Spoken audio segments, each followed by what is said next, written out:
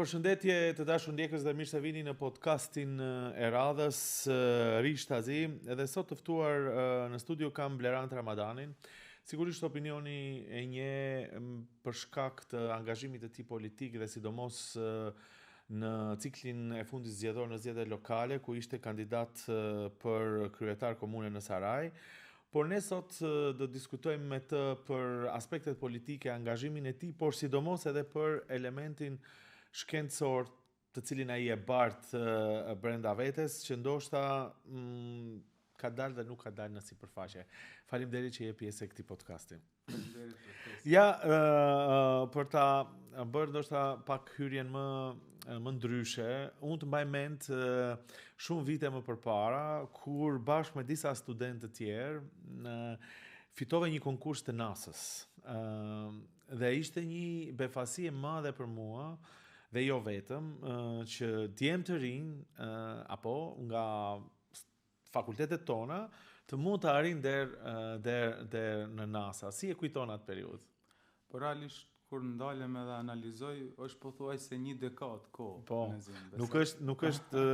nuk është kohë e shkurtër, dhe atëre ideja ishte, se më fal që ta ndërpres, ka shpresa për këtë vend, që djemt si ju të mund të konkuroni në nivel global dhe të dilni në krye.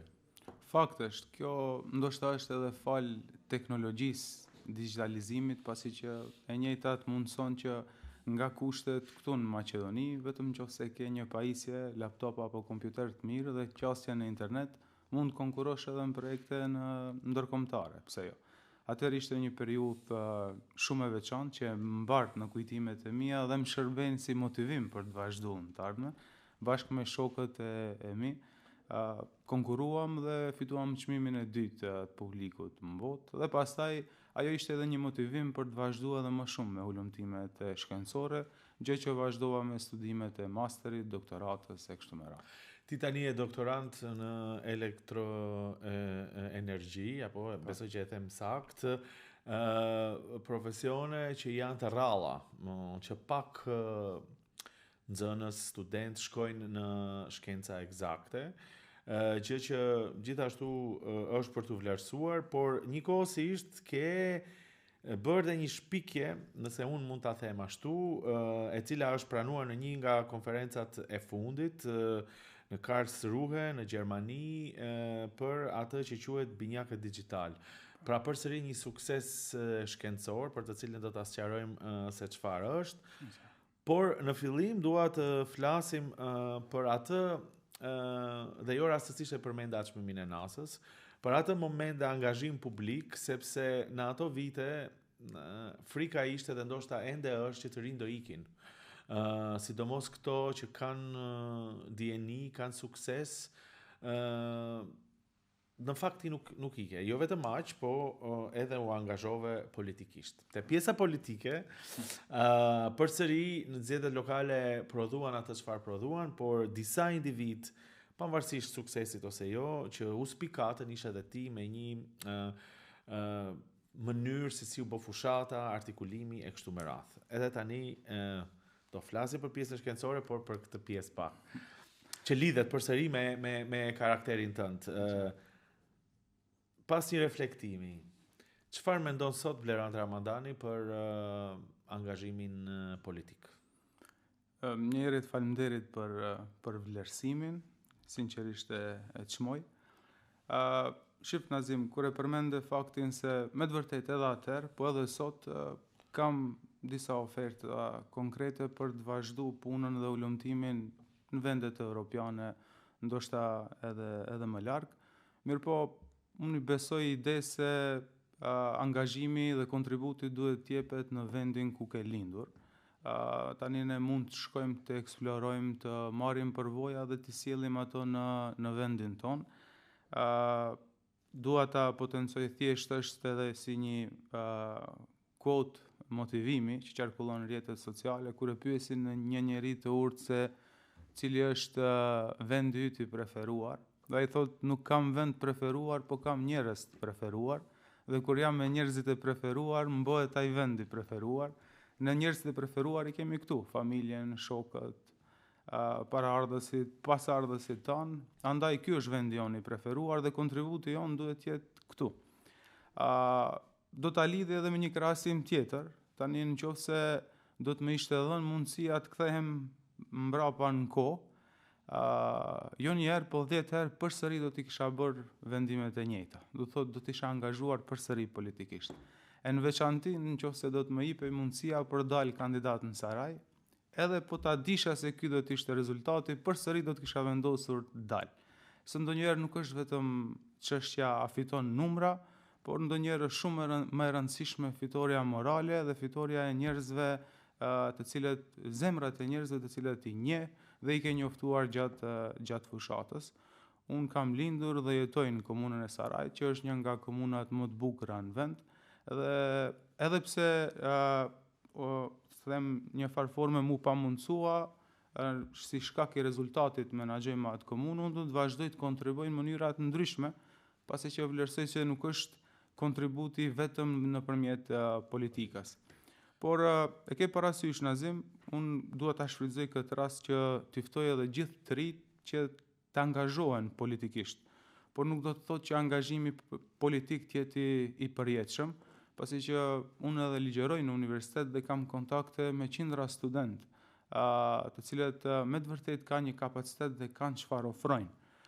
Por është mirë edhe të kenë edhe përvojë politike, pasi që ajo është një fushë në vete, dhe unë mund t'jap edhe një konkluzion, them që politika të forcon si njeri, por shkenca të kalit për rrugtim më afatgjatë.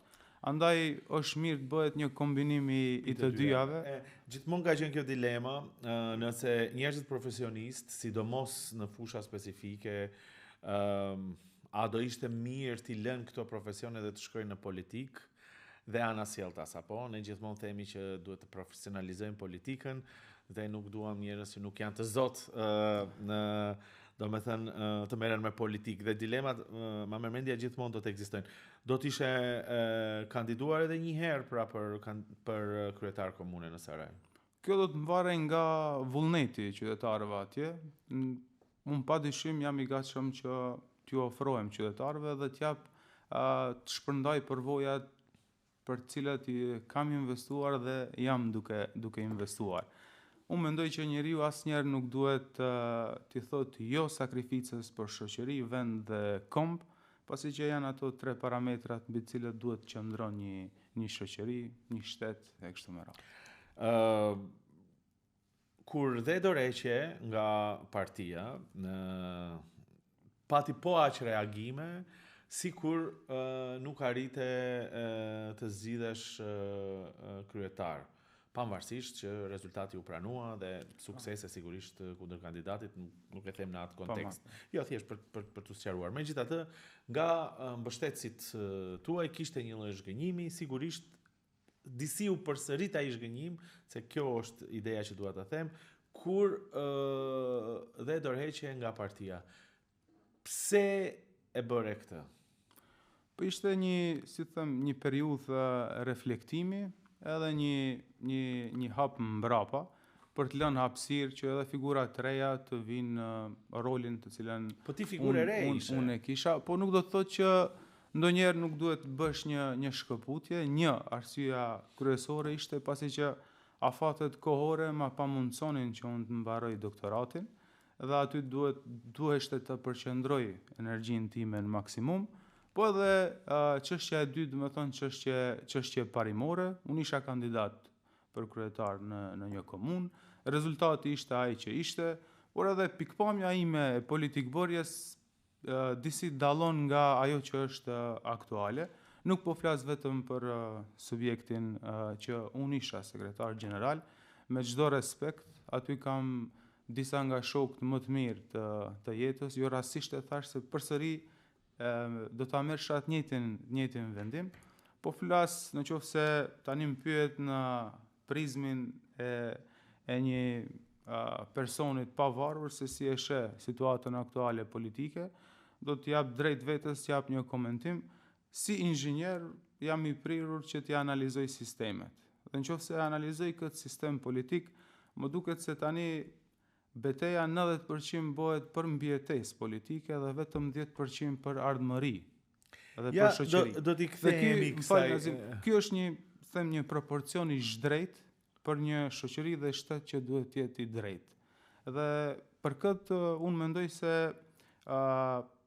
duhet një iniciativë pak më e gjerë, ndoshta paralajmërimet për një njësi zgjedhore me lista të hapura, normal, të analizohen edhe në aspekt të ndikimit politik dhe të dy etnive më të mëdha që jetojnë këtu, maqedonas dhe shqiptar, por e kam fjalën një sistem i cila do t'ju mundsoj të rive, njerëzve me kapacitete intelektuale që të dalin dhe të kërkojnë përkrahjen e qytetarëve direkt. Ja, dakord, se të ndërprerja, por në këtë kontekst e kisha. Kur thua për sistemi brenda partive apo sistemi në përgjithësi gjithë shtetit? Është tash mund t'japsh një konkluzion, po është një sistem mund ta quajsh edhe shtetëror edhe partijak, pasi që janë të ndërlidhura. Sistemet partijake të përcaktojnë edhe fatin institucional, pa marrë parasysh se ndonjëherë njëra është pozitë, ndonjëherë njëra është opozitë. Ajo që është pozitë determinon rolin institucional në mënyrë aktive, po ajo që është opozitë në mënyrë pasive. Kështu që ndërlidhen njëra me tjetrën, nuk është vetëm në 4 vjeçarin e fundit, po është që nga periudha që unë marr vesh për politikë, mosha 18 vjeçare kur kam pasur drejt të votoj. Andaj nuk ka vend për akuza për asnjë, por duhet të ketë vend për reflektim për gjithnjë. Domethënë kjo është esenca. Megjithatë, ti ishe sekretari i përgjithshëm, sekretar general i ASH-s,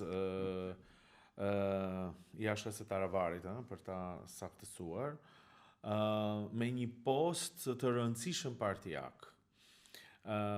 Prandaj të pyeta për çfarë sistemi e ke fjalën, se nëse është partijak, besoj se atë sistem partijak të brendshëm mund të kishte kontribut të ndryshohet, që të dalin në sipërfaqe personat që kanë më shumë vlerë dhe për të cilët shoqëria ka nevojë. Po hetojmë plotësisht dhe jam angazhuar, kemi pasur edhe projekte konkrete në kuadër të Westminster Foundation, ku kemi folur edhe për demokracitë e brendshme brenda partijake, po është një proces që do një konsolidim pak më të gjerë, dhe nuk mund ndodh vetëm në një parti politike, mund të jetë ajo si shembull, reper për të vazhduar të parti tjera, po është mendoj një sistem që i përfshin gjithë. Por nuk do të thotë që nuk ka shpresë, shpresa është të veçantitë të rit.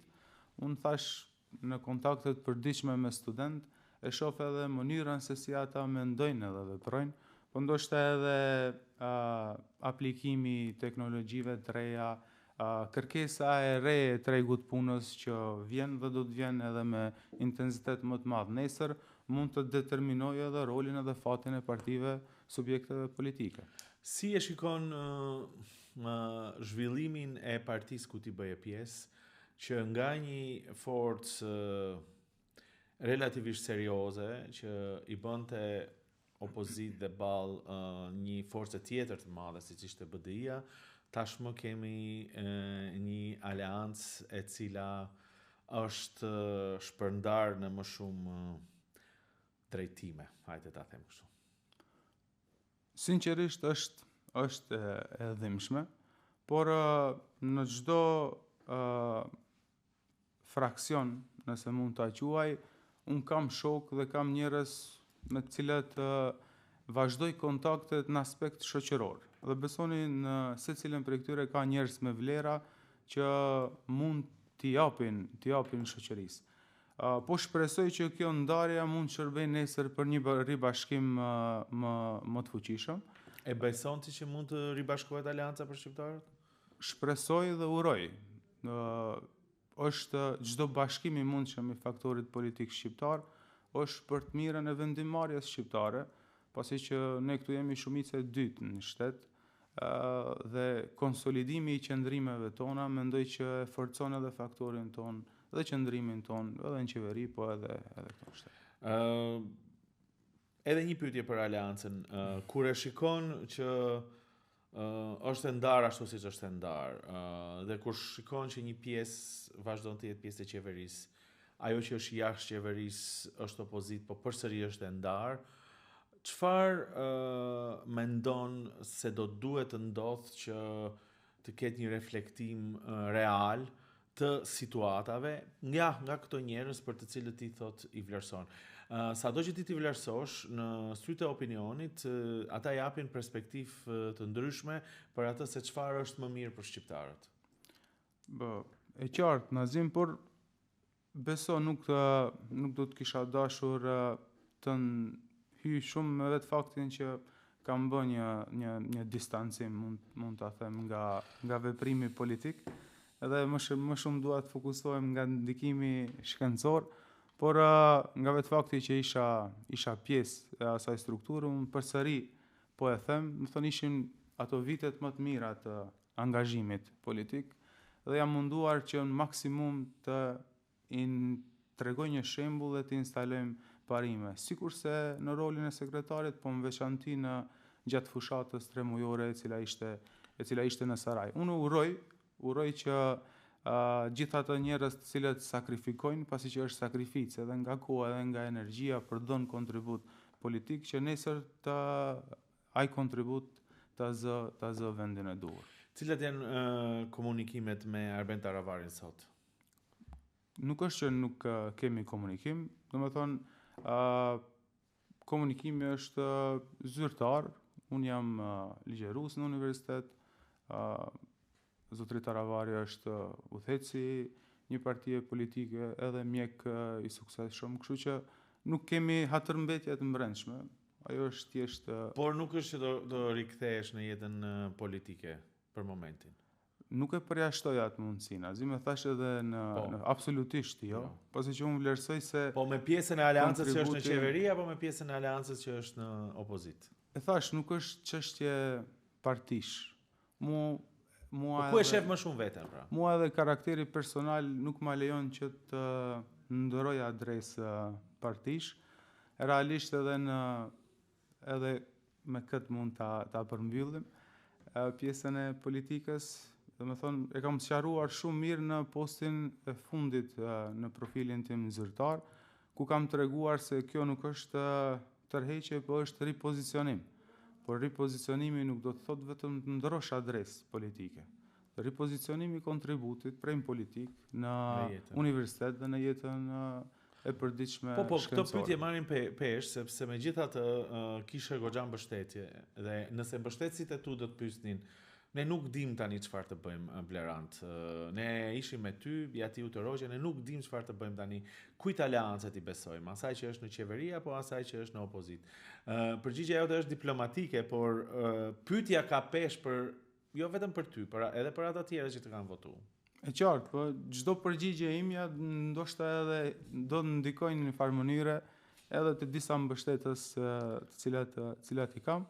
Unë thjesht ju kam thënë edhe atyre, jeni të lirë të veproni politikisht ashtu siç ja u thot zemra dhe mendja, pasi që thash, çështja ishte e distancimit tim ishte për shkaqe shkencore dhe parimore, dhe nuk desha që veprimi im politik të korrespondojë me veprime paraprake për të ndikuar negativisht, pasi që ajo ishte edhe shtëpia imja dhe normal që askush nuk don ta dëmton shtëpinë vet. Dakor, pra domethënë e sheh veten më shumë tek pjesa me Arben Taravarin, nëse mund ta them kështu. Nuk mund ta them, thash, nuk është që domethënë je i hapur pjesë e markatave politike. Okej, nuk të ngacmoj më tepër për këtë pjesë. I përmendë studentët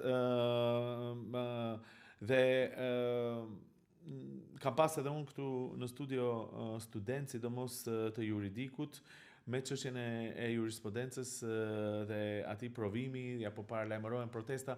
Cili është qëndrimi i jot për nismat e tyre? Ja, e shfrytëzoj edhe këtë moment ti përshëndes edhe t'jap një mbështetje kështu publike. Edhe është një mrekulli që ka ndodhur këto javët e fundit, pasi që shumë pak trajtohet, por duhet të promovohet, është aspekti i konsolidimit qëndrimeve të kuvendeve studentore. Ata u bën bashkë për një qëllim dhe kjo besoj që duhet mbështetet edhe nga faktori politik, po edhe nga gjithë qytetarët. Unë i inkurajoj, pasi që ata janë forca të ardhmes edhe politikisht, po edhe në çdo formë të aspektit shoqëror, dhe ju jap mbështetje, por edhe inkurajoj që ta vazhdojmë betejën e tyre drejt në fund, se fundi fundit është e drejtë kushtetuese që si shumicë e dytë në vend, studentët, përfaqësuesit e të ardhmës son të kenë të drejtën ta japin provimin gjyqësor. Si e shikon Blerant dinamikat e fundit politike, ti pak a shumë fole në terma të përgjithshme pak më herët, por kur shohim një rikthim të këtyre çështjeve etnike.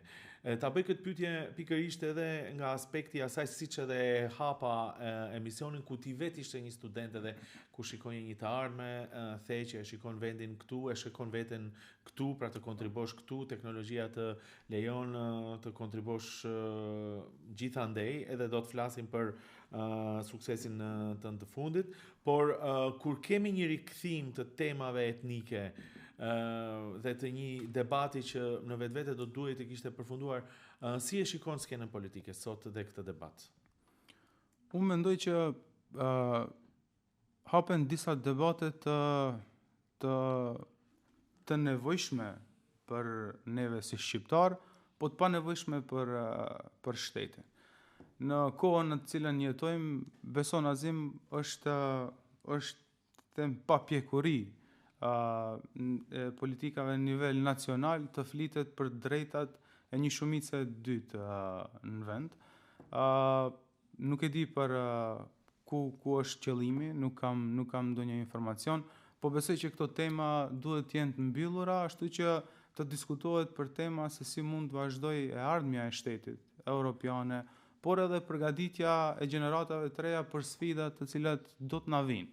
Ne shohim që dinamika edhe në geopolitik ndryshon, dhe ne si shtet i vogël, po i rëndësishëm në Ballkan, unë mendoj që duhet konsolidohen qëndrimet edhe brenda spektrit politik shqiptar, po edhe brenda spektrit politik shqiptar dhe Maqedonas, për të ecur përpara vetë shteti, pasi që gjithë fitojmë së fundit.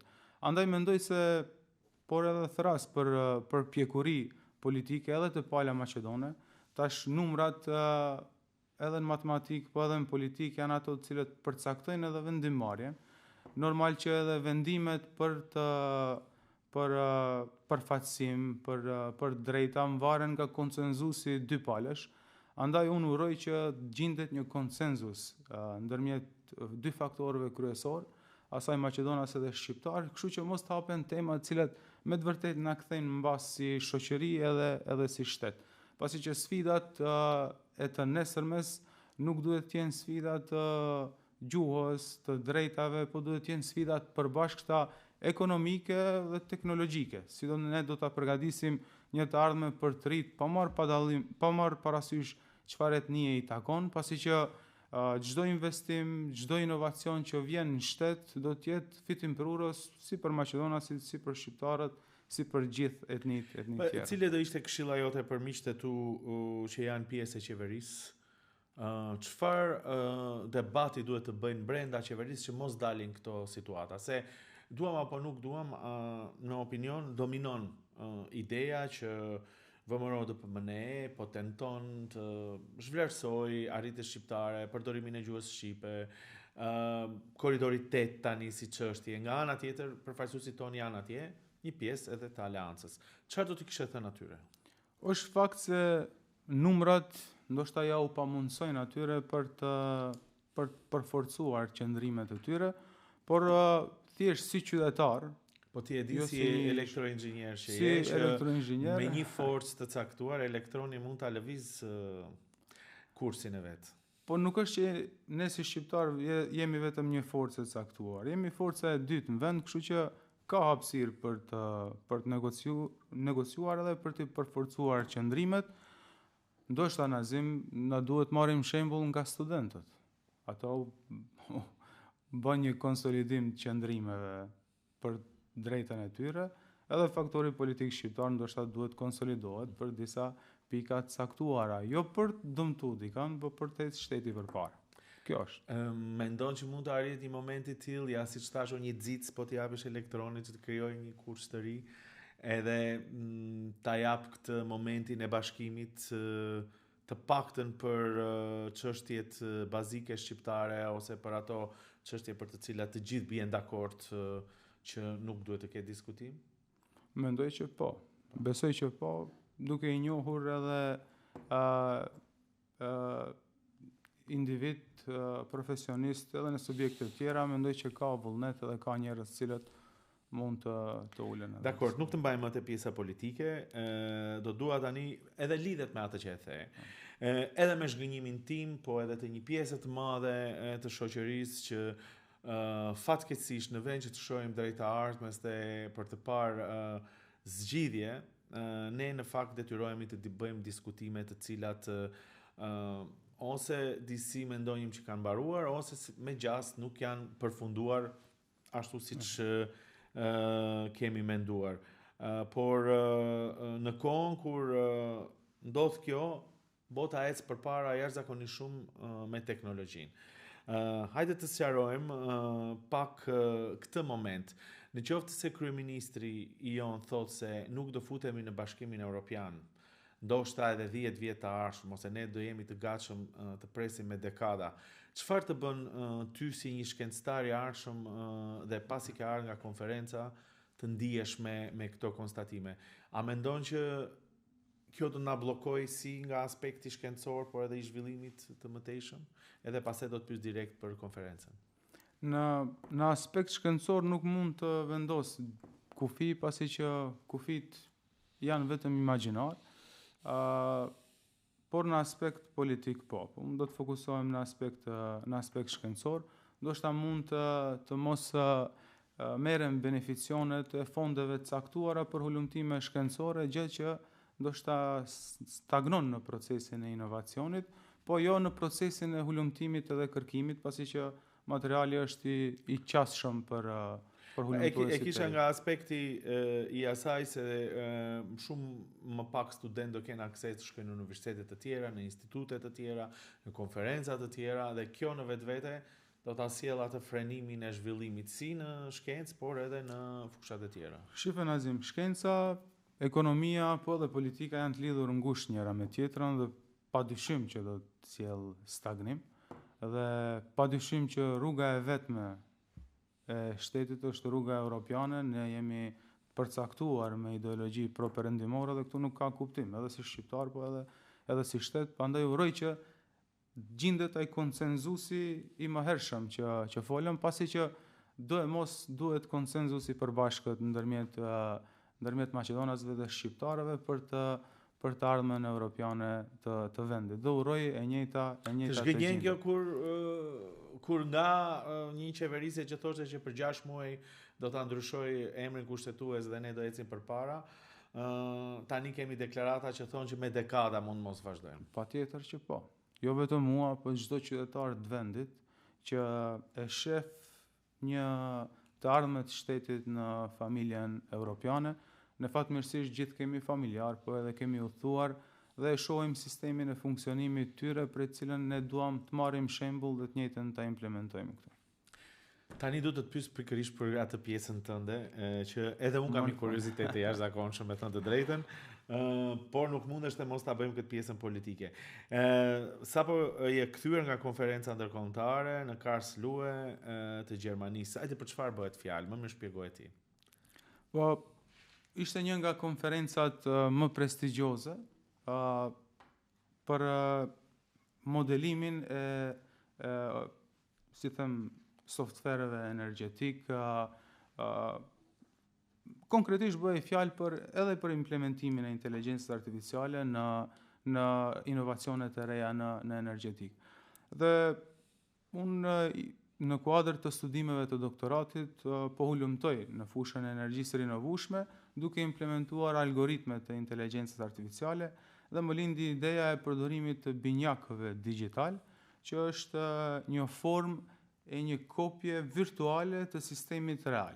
Çka nuk kupton kjo për të qenë më... Ja ta sqarojmë pak për publikun. Pra ti ishe në një konferencë të jashtëzakonshme të rëndësishme ndërkombëtare, ku bëhen shpikje për mënyrën se si do prodhohet energji elektrike në të ardhmen bazuar me teknologjinë e kohës.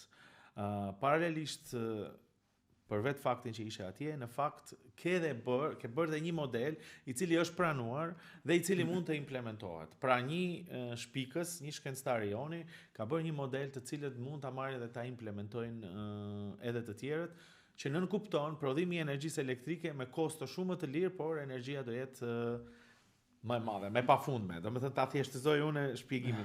Dhe e ke bërë për me atë termin binjak digital.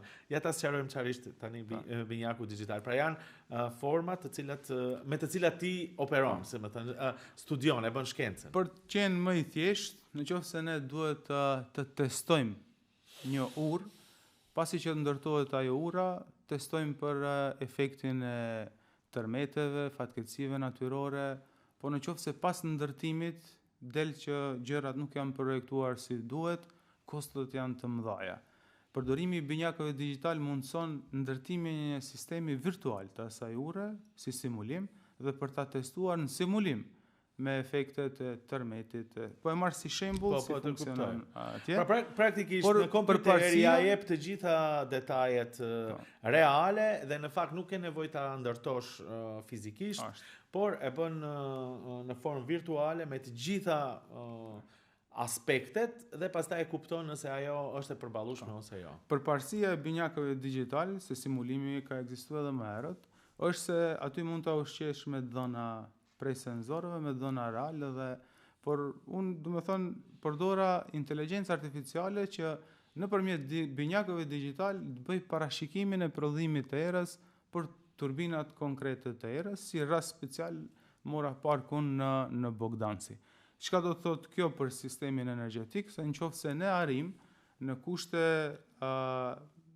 të, si them, sintetike, duke gjeneruar dhëna sintetike për ta testuar dhe për të parashikuar energjinë dalëse të një turbine të erës, dhe e njëjta faza e dytë që tash po filloj të punoj është testimit njëjtës me dhëna reale dhe nëse ngjashmëria është shumë e parafort, atëherë ky model mund të vazhdojë të implementohet. E rëndësishme është potencohet që ky model, ky motor i gjenerimit të dhënave sintetike, unë e kam bërë me open source ose qasje të hapur, ashtu që edhe shkencëtarët të tjerë mund ta përdorin. Të mund të ndërtojnë mbi të, ashtu siç unë kam ndërtuar mbi punën e dikujt tjetër. Pra bëhet fjalë për energji elektrike e cila do të prodhohet me erën, por me matje të cilat mund të shumë fishojnë prodhimin e energjisë elektrike, ose mund të krijojnë efekte më pozitive se sa ato që janë tani. Kjo është ideja. Jo, më saktësisht, Nazim, më saktësisht është një parashikim më i sakt i daljes së energjisë. Dhe tani kur instalohet një sistem energjetik ose turbinë e erës, nëse ne e dim se sa do të prodhojmë pas 2 orëve ose nesër me një saktësi më të madhe, ne mund ta ndjekim më lehtë çmimin e energjisë elektrike në berza.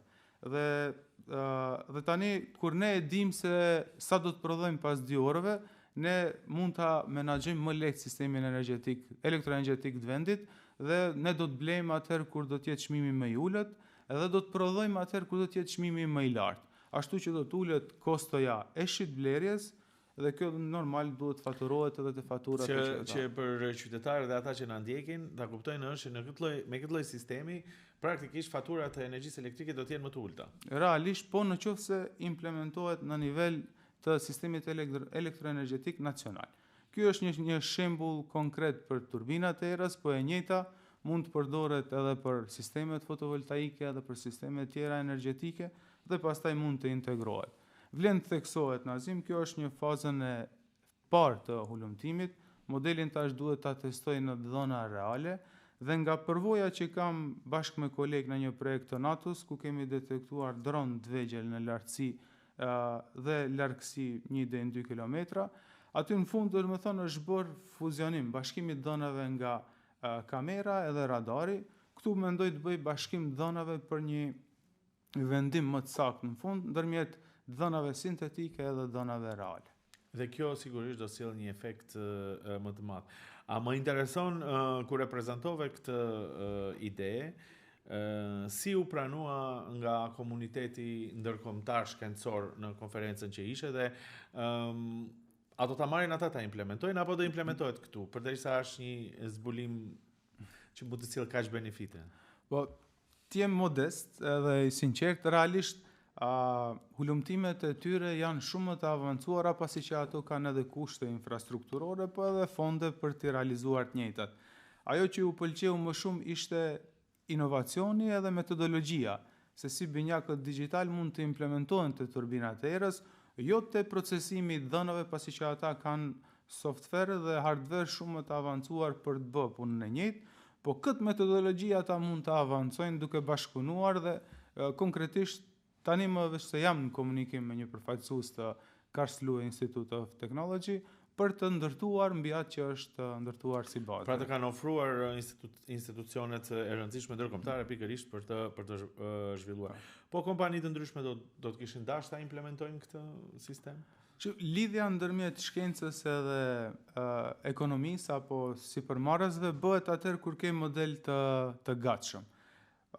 Interesant ishte që në këtë konferencë kishte përfaqësues të kompanive të rëndësishme në nivel botëror, ku ata prezantojnë inovacionin e tyre në softverët e projektimit të sistemeve elektroenergjetike.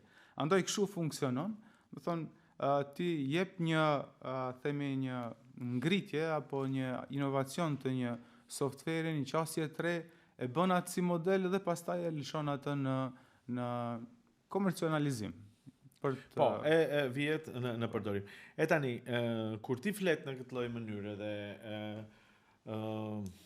kur bëhen zbulime të tilla, sidomos nga njerëz që ndoshta ne shpesh nuk i dëgjojmë, lind pyetja nëse të ofrojnë punë dhe mundësi më të mira studimi, angazhimi e kështu me radhë, do të kishe ikur nga Maqedonia, nga Shkupi? Them sinqertë, nuk është që s'ma është ofruar, por nuk kam vendosur që t'ik, pasi që thash përparësia e kohës në cilën ne jetojmë, është mundësia për të hulumtuar edhe në qoftë se kushtet infrastrukturore nuk ta mundsojnë. Sot mjafton për do hulumtime në këtë fushë të kesh një pajisje kompjuterike të mirë me një kapacitet procesimi të dhënave dhe qasje në internet. Më thonë duhet vetëm vullnet. Normal që përkraja dhe kushtet janë më të mira në Evropë, po edhe në vende tjera, por nuk do të thotë që ajo do të merret si arsye për dalur nga vendi. Unë mendoj përsëri, shfrytëzohen kapacitetet për të sjellë përvoja prej jashtë këtu në Maqedoni, po edhe në Ballkan, pasi që ndryshe është vendi yt në Azia. Cili është mesazhi për studentët? Se më intereson kjo pjesë nga se gjithmonë ka këtë diskutim nëse duan të ikin, nuk duan të ikin. Unë vetë kam qenë pjesë kam drejtuar në fakt një projekt të madh studimor për gjithë Ballkanin ku një pjesë e të rinjve nuk duan të ikin. Megjithatë, a marrin ata dijen e duhur për të qenë konkurrent ndërkombëtarisht? Çfarë mesazhi do t'ju jepësh atyre? Ja edhe si ligjërues që je në UNT, por edhe duke marrë parasysh backgroundin tënd shkencor dhe politik që e folën pak më herët. Unë vazhdimisht i sugjeroj dhe ndaj përvojat e mia me student, bile pak para disa ditësh, më thonë isha në komunikim ku e dërgova edhe kodin të cilën e kam shkruar. Është mirë që studentët të ndjekin trendet e reja në teknologji, në veçanti në digitalizim edhe në inteligjencë artificiale, pasi që ata mund të synojnë edhe një pavarësi financiare duke mos qenë varur as nga institucionet, as nga një vendi pune. Sot mjafton të kesh një laptop, të njohësh deri diku gjuhën e programimit dhe duke përdorur aplikacionet AI-s, ti mund të arrish të zhvillosh një aplikacion që mund ta plasosh në tregun botror, jo vetëm në tregun e vendit. Mjafton kjo? A marrin studentët tonë dijen e duhura të jenë konkurrent në botën e zhvilluar?